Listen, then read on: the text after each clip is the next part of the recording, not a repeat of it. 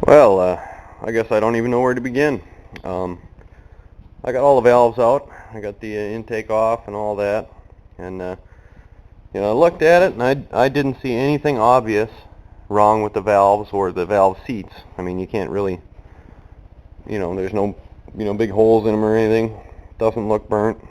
Of course, you can't really tell if they're seating real well just by looking at them, but, nothing obvious. I was hoping I'd see something obvious, seeing as I had 15 psi for compression on that cylinder, but nothing yet. And the valves themselves, they look fairly decent. Faces look nice and shiny. Cleaned them up, and they cleaned up real well. So at this point, I'm not really sure where the compression is going, where they're leaking. I think I made a mistake when I did the cylinder leak down test, and I don't think I had the valves fully seated when I was testing them. I suppose some were and some weren't, but I looked down the spark plug hole and just looked and watched the valves come down, but that doesn't mean that they were seated fully. So that may have been why I had some leaking out the intake, some leaking out the exhaust on whatever cylinder I was running. So made a mistake there, I think. And also when I had both of these down, these two cylinders were down, or the pistons were up and the valves were down on these cylinders, I was able to rock this one, but not this one. And then I turned it over one more time and I was able to hold, or this one wouldn't rock and that one would rock. So I'm not an expert, but I'm thinking I got worn valve guides in here. Big disclaimer, not an expert. Never worked on any valve train stuff. Never worked on any tractors. Never worked on any flatheads. So I guess this is the trifecta of shit I haven't done. But there's compression loss somewhere. And I did that test a half dozen times, and they all came back the same: 80, 30, 50, 10 to 15. So I know I didn't screw that one up. The only places it can be going is either past the valves, past the rings, or out the head somewhere. And I haven't seen any evidence of it leaking out the head.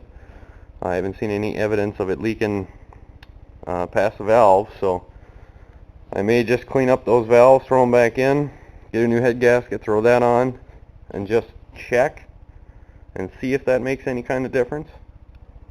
And if it doesn't, it leads me to believe that it's going to need sleeves and pistons. But I'm trying to bring this in and get it running as cheap as I possibly can, because Grandpa's 80 years old, money ain't exactly flowing in.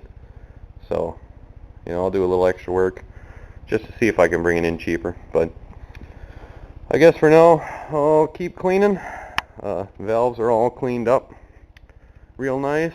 The head has begun to clean that. Got a lot of the carbon out of it. And pretty flat there. A few areas I need to touch up.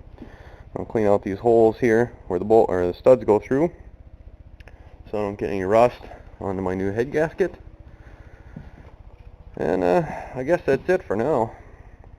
We'll see how she goes when I get my parts. Well, I'm back out here at the tractor, and I'm cleaning it up, taking all the gasket material off.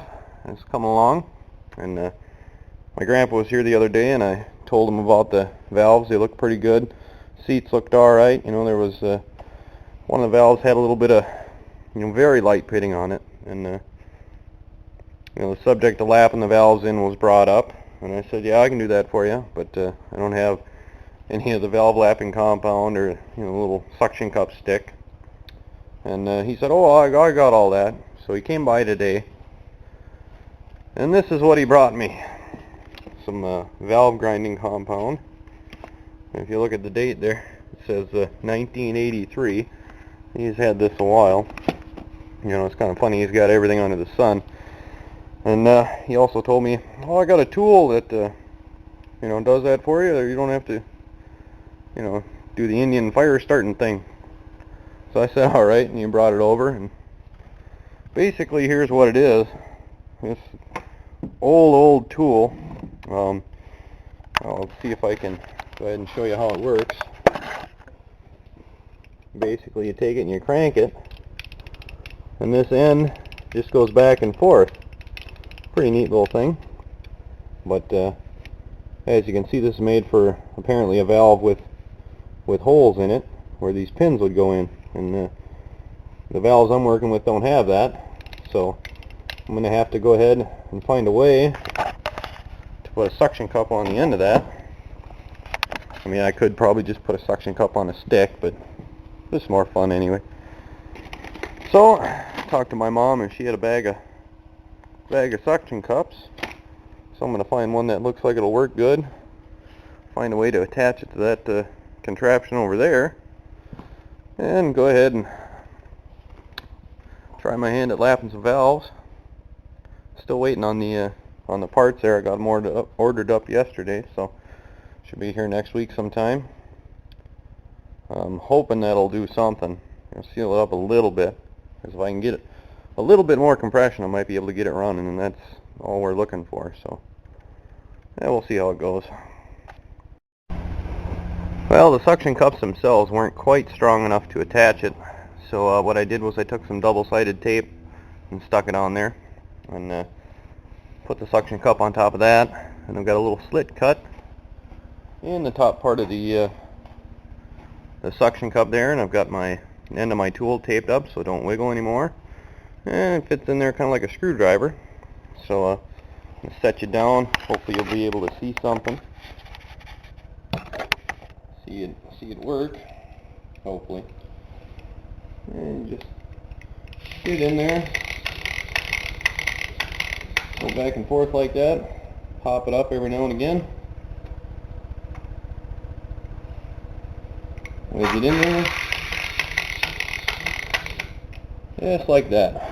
Hopefully you saw something. We'll try it again up here, just to make sure you can see something.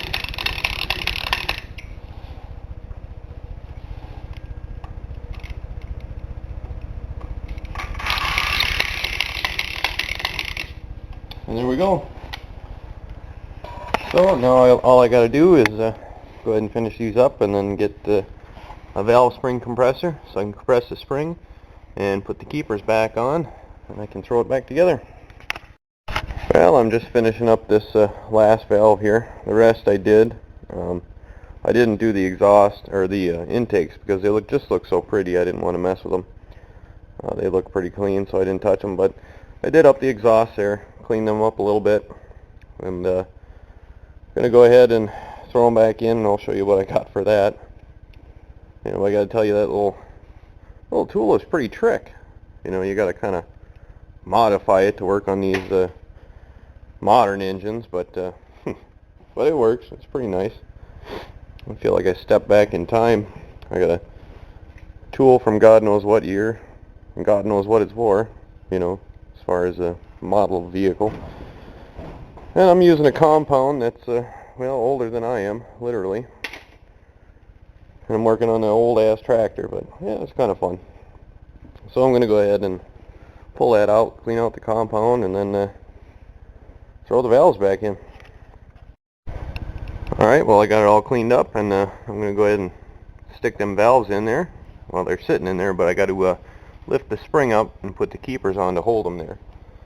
And what I've got here is a valve spring compressor I borrowed from my uncle. And it actually broke, but works much better without this piece that came off, because now I can wedge it under the spring. Let's see if I can do this with one hand. Wedge it under the spring there, and maybe I can do it with one hand. I'm going to try the exhaust.